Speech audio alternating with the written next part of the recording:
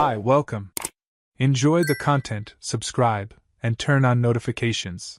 Charles and Madison lived in Rochester, New York, in a two-story house with a well-kept garden and a routine that, to any neighbor, seemed almost perfectly stable. Married for over 8 years, they were the kind of couple rarely seen arguing in public. He owned an insurance company specializing in asset protection, with a solid client base and a loyal team who admired his work ethic. She, on the other hand, managed one of the region's main pharmacies, known for her dedication and attention to detail. To everyone's eyes, they were a successful couple, financially stable, with organized lives and clear boundaries. But like any well-built routine, there were cracks that went unnoticed. Charles's workload had been increasing over the past few months. With the company's growth came new responsibilities, more aggressive goals, and a growing number of meetings and critical decisions. He started coming home tense, often silent, his mind still racing from the day's commitments. Nights turned long, marked by tossing and turning, staring at the ceiling, and uncomfortable silences that didn't fit the idea of a peaceful home. Madison noticed this quickly. She knew her husband well enough to tell when something was wrong, and even though he didn't say anything, his body spoke, his hunched shoulders, tired eyes, heavy breathing. It was on one of those nights, when he came home particularly irritated, that she got the idea to make him some tea to help him relax. She used a mix of calming herbs she often recommended to customers looking for something natural to sleep better. She handed him the tea in silence, with a kiss on his shoulder. Charles, too tired to question it, drank it and fell asleep. For the first time in weeks, he slept through the entire night. That simple gesture became a habit. On nights when he came home visibly exhausted, Madison would prepare the same tea and leave it by the bed, the lamp already off, while he took his shower. Gradually, Charles began to look forward to that moment. He didn't mention it directly, but the way he looked at the cup before lying down showed the relief he felt. He slept deeply, woke up feeling lighter, and thanked her with a small, quiet smile. Madison, in turn, kept up the ritual naturally, without making a fuss, like someone caring instinctively. To him, it was affection. A silent act of love and support. He didn't see any hidden intentions, never imagined there was anything behind that seemingly harmless routine. In Charles's mind, his wife was just being thoughtful, trying to help his well-being in the way she knew how. And he, too busy to notice the subtle details of daily life, accepted that care as part of what still kept them together, despite the growing distance between them. On that particular night, the scene was no different. Charles arrived again with tense shoulders, sunken eyes, and a heavy expression. He'd had a tough day, full of unproductive meetings and conflicts with important clients. He left his briefcase on the living room table, slowly climbed the stairs, and went straight to the bathroom. While he let the hot water run over his body, trying to relax, Madison prepared the tea as usual. With calm movements, she poured the drink into his favorite mug, the one with his company's name engraved in gold letters, and carried it to the bedroom. She placed it on the nightstand, adjusted the bed cover, turned off the light, leaving only the faint glow from the hallway to light the room. Then, she quietly walked back downstairs. Charles stayed in the shower a few more minutes, feeling the tension in his body slowly ease. In his mind, the night would be just like all the others, hot shower, relaxing tea, deep sleep. But that day, a small, unnoticed change would alter everything. Charles stepped out of the shower feeling lighter, his muscles finally relaxed from the hot water and the steam filling the bathroom. He grabbed a towel, dried himself slowly, and put on an old, comfortable t-shirt. When he entered the bedroom, the dim light from the hallway was still on, and he noticed the cup on the nightstand, as always. He gave a small, sideways smile, as if that silent gesture from his wife was a predictable relief amid the chaos of his days. But unlike other times, he threw himself onto the bed without paying attention to the tea. His body was exhausted, and for the first time in a long while, his mind seemed ready to shut down. Within minutes, Charles fell into a deep sleep, not even remembering the drink sitting right beside him. The house stayed silent for hours. Outside, the streets were empty, wrapped in the usual stillness of a residential neighborhood's night. Charles slept so deeply he didn't hear any noise from downstairs. The night went on until around 3 in the morning, when he woke up with his stomach growling. It was dark, and he felt dry-mouthed and warm, as if thirst and hunger had come together. He sat up slowly, rubbed his eyes, and when he turned his head to the side, he saw the cup still full. He frowned for a second, surprised he hadn't drunk it, but let it go. He got up and noticed his wife wasn't beside him. He grabbed his phone, checked the time, stood up, and went to the kitchen barefoot, looking for a piece of fruit or a glass of water. As he descended the first few steps of the stairs, he noticed a light on coming from the living room. At first, he found it strange but not alarming. Maybe Madison had come down to get something or couldn't sleep. But as he approached the bottom of the stairs, he heard a muffled sound. It wasn't the noise of a TV or footsteps around the house. It was a more intimate, subtle sound, but unmistakable. He froze, his senses instantly sharpening. Crouched slightly, he moved along the railing until he could partially see the living room, and then everything stopped. Madison was on the couch, facing away from him, her head slightly tilted. In front of her, a man was kissing her intensely. Charles recognized the silhouette before he even saw the face. Jason, the neighbor from the house next door, the same one he greeted in the late afternoons, the same man he'd lent tools to, the same one who shared fences and polite small talk. It was him, shirt half open, arms around Madison's back, both lost in an intimacy that screamed betrayal. Charles didn't know what he felt first. Heat rushed from his stomach to his face in seconds. His heart pounded in a strange way, mixing anger, shock, disgust, and disbelief. He stepped down the last stair hard, and the sound of his foot hitting the floor made both of them turn abruptly. Madison turned pale instantly. Jason took a step back, surprised, his face frozen. Charles stared at them with glassy eyes, his voice firm, filled with disbelief. "Is this some kind of joke?" he asked. Madison tried to say something, but no words came out. Still sitting, she mumbled disconnected sounds, while Jason remained frozen, as if the floor had vanished beneath him. Charles took one step forward, his gaze sharp. "Is someone going to explain what's going on here, or do I have to guess?" he snapped. Jason took a deep breath, ran a hand over his face, and gave Madison a hesitant look, waiting for her to take the lead. And she did. "Charles, it's not what it looks like," she said, her voice trembling. He took another step closer. "It's not? Because from where I'm standing, it looks exactly like what it looks like," he shot back without hesitation. Tension filled the room. Jason quietly stepped back, as if sensing there was no honorable way out. Madison, shaking, slowly stood up. Her tear-filled eyes showed that, despite trying to stay composed, everything was falling apart. "You've been coming home more and more distant, more and more silent, like I didn't even exist. I tried to talk, I tried to get close, but you were always stressed, exhausted, with no space for anything," she argued, trying to justify herself. Charles cut her off without changing his tone. "And because of that, you decided to cheat with the neighbor. In my house." "In the middle of the night," he replied. She took a deep breath, as if trying to stay upright in the face of the avalanche. "I felt so alone. Invisible. Jason showed up when I was weak, vulnerable. It wasn't something I planned. It just happened. And on the days you drank the tea, I knew that." Charles narrowed his eyes, his breath caught. That sentence set off an immediate alarm. "You knew what?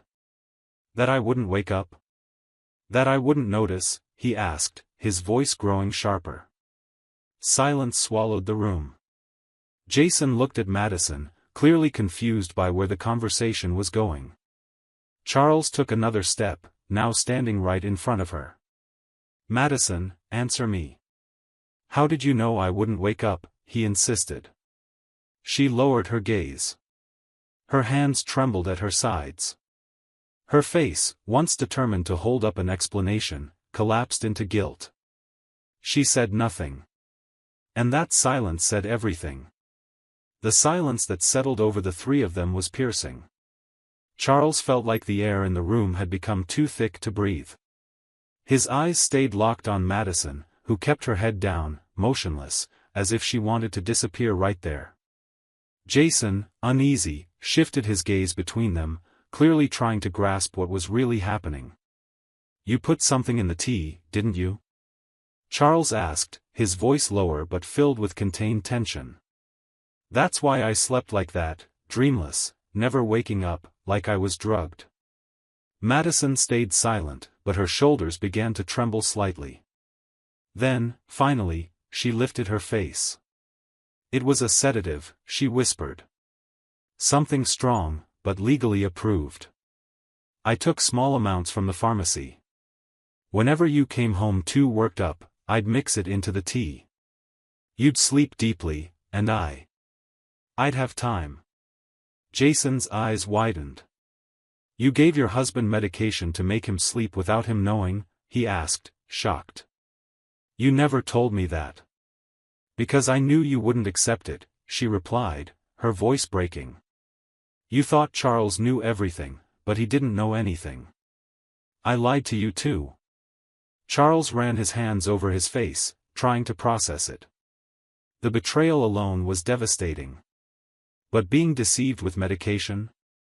That was beyond what he could comprehend.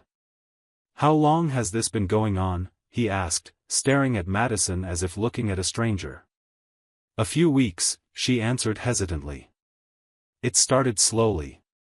The first time was when you slept badly and said you couldn't take another night without rest. I just wanted you to rest, but after that, it became routine." Jason took a step back. "I thought you two had an agreement, Madison. That's what you told me from the beginning. That he knew. That it was an open marriage."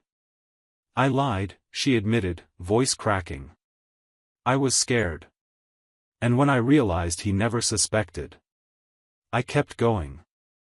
Charles shook his head, completely stunned. "You messed with my mind, Madison. With my body. You knocked me out so you could cheat with the guy next door to our house. This isn't just betrayal. It's something else. This is a crime." Madison collapsed onto the couch, bringing her hands to her face, as if only now realizing what she'd done. Jason stayed standing, frozen, like someone who had just realized he'd been deceived too and, without knowing, had taken part in something serious. "I didn't know about any of this, Charles," Jason said, looking at him. "I swear. I'm not that kind of guy. I trusted her. I believed everything she told me." Charles just stared at him in silence, unable to say a word. Jason's presence now seemed even more absurd, like a misplaced piece in a broken scene. Then Jason turned to Madison, shook his head, and said bitterly, "You're a criminal." Without waiting for a response, he walked toward the front door. He opened it slowly, gave Charles one last look, as if wordlessly asking for forgiveness, and left. The house fell silent again. Madison cried quietly on the couch, and Charles remained standing, staring at the cup still on the nightstand upstairs, now a living piece of evidence of what had really happened over so many nights. He walked toward her, his voice firm and cold. "You're leaving this house first thing tomorrow. I want you to pack all your things now. When the sun comes up, you won't live here anymore." Madison nodded with an almost imperceptible movement. For the first time, she didn't try to argue, justify, or delay. She just lowered her head and slowly got up, as if carrying the real weight of the consequences on her back. Madison spent the rest of the night in silence. She climbed the stairs without making a sound, entered the bedroom she'd shared with Charles until that night, and began gathering her things. Each folded piece felt like a reminder of what she'd lost. She avoided looking at the bed, the nightstand, the untouched cup. The sound of drawers opening and closing was the only noise filling the house. Charles stayed downstairs, sitting at the kitchen table, not touching anything. He sat there, motionless, eyes fixed on nothing, trying to mentally piece back together everything he discovered in the past few hours. At dawn, Madison came down the stairs with 2 suitcases and a backpack. Her swollen face showed she'd been crying for hours, but she didn't try to make eye contact. She didn't apologize, didn't beg.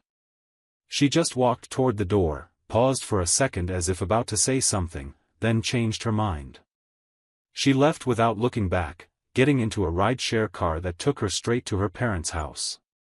Charles, as soon as he heard the door close, picked up the phone and called his lawyer. He explained the facts clearly, avoiding getting lost in the pain. Soon after, he went to the local police station and filed a report. The statement was long and detailed, including the account of unauthorized controlled substances being used in his food. The police advised him to get toxicology tests done as soon as possible.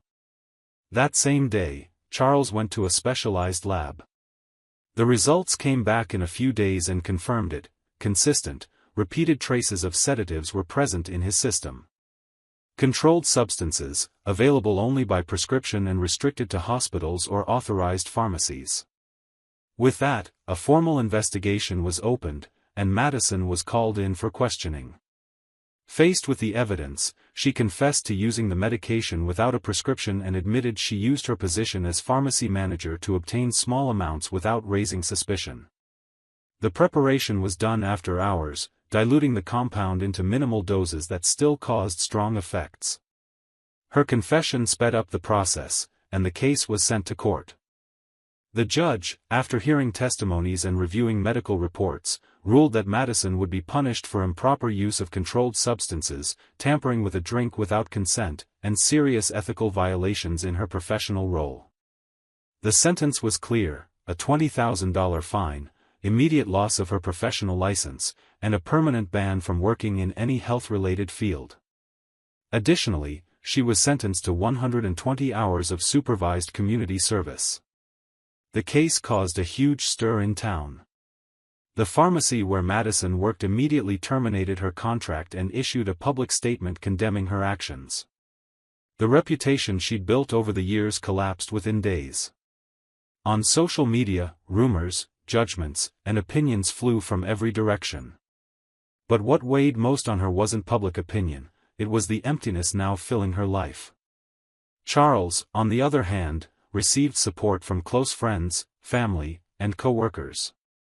Based on the case documents and proof of his ex-wife's criminal behavior, his lawyer managed to secure full ownership of the house, along with most of the couple's assets, including investments and a vehicle. The court recognized that he had been the victim of a premeditated scheme and that the psychological impact of the betrayal went beyond any equal division of property. Despite the legal victories, Charles didn't feel victorious. The house felt too big, too empty. Every room held memories he'd rather forget. For a few days, he avoided the bedroom, preferring to sleep on the living room couch. He started going to work earlier, returned to the gym, but inside, he felt broken. The trust he once had in people seemed violently ripped away. And he knew the emotional recovery process would be much slower than any legal one. In the following months, he sank into a lonely routine. Social interactions became increasingly rare. He turned down invitations, avoided family events, and distanced himself from the few friends he still kept in touch with. The idea of trusting someone again seemed absurd. He felt any closeness was a threat. The mug that once symbolized affection was now a painful reminder. For a long time, he kept it hidden in the back of a drawer he never opened again. It wasn't until after the first year that Charles agreed to start therapy sessions. At first, he said very little. But over time, he began revisiting the events with less guilt and more clarity. He started to understand that his wife's betrayal wasn't a reflection of his failure as a husband, but of her choices. Still, the weight remained, invisible, pushing his desire to start over deep into his soul. Only after 4 years was he able to lower his guard. He met a woman at a business seminar, someone from outside the city, with her own life and no connection to his past. The relationship started slowly, cautiously, with no expectations. For the first time in a long time, Charles felt he could trust someone without fear of being deceived. It wasn't love yet. But it was a beginning. Jason, meanwhile, was also deeply affected by what happened. He gave testimony to the court, provided messages exchanged with Madison, and it became clear he had been manipulated from the start. The claim that Charles knew and accepted the relationship was dismantled by the toxicology reports and Madison's own confessions. Legally, he was cleared. There was no formal punishment. But that didn't erase the embarrassment of getting involved with his neighbor's wife, a man who had always treated him with respect. Soon after the scandal broke, Jason quit his job and put his house up for sale. He told close friends he needed to start over somewhere far away. Within less than 3 months, he moved to a small town a few hours away, where no one knew his past. He started from scratch, trying to rebuild his life without carrying the shame that had haunted him since the night he was caught. Though innocent in the eyes of the law, he knew he had contributed to a personal tragedy. And that haunted him more than any legal case ever could. Madison, in the end, faced the longest and most painful consequence. After leaving Charles's house, she was taken in by her parents, who welcomed her with a mix of disappointment and shame. Her mother, though present, avoided the topic. Her father, stricter, barely spoke to her. The silence at home weighed heavier than any formal punishment. With her license revoked and her name ruined, Madison spent months trying to find another job, but no company would hire her after the scandal. The community service ordered by the court was completed under constant supervision, and even there, she was viewed with suspicion. Without a steady income, she started doing occasional cleaning jobs and odd gigs at informal shops. Her standard of living dropped drastically. She lived in a small room at her parents' house, and the space that once symbolized her independence now represented her downfall. Friends disappeared, messages stopped, and loneliness became her constant companion. Madison never reached out to Charles again. Not even once. She knew the choices she made cost her everything: her marriage, her career, her dignity. And though she told herself she acted out of loneliness, deep down she knew the truth was harsher. She had dug her own grave, step by step, cup by cup, lie by lie. Charles, on the other hand, despite years of silence, found some peace in the honesty of his rebuilding. He still carried scars. He still had tough days. But now he knew it was possible to keep going. And that's what he did. Every day, little by little. Thank you for watching the video. If you enjoyed it, don't forget to subscribe to the channel and turn on notifications so you won't miss any updates. See you next time.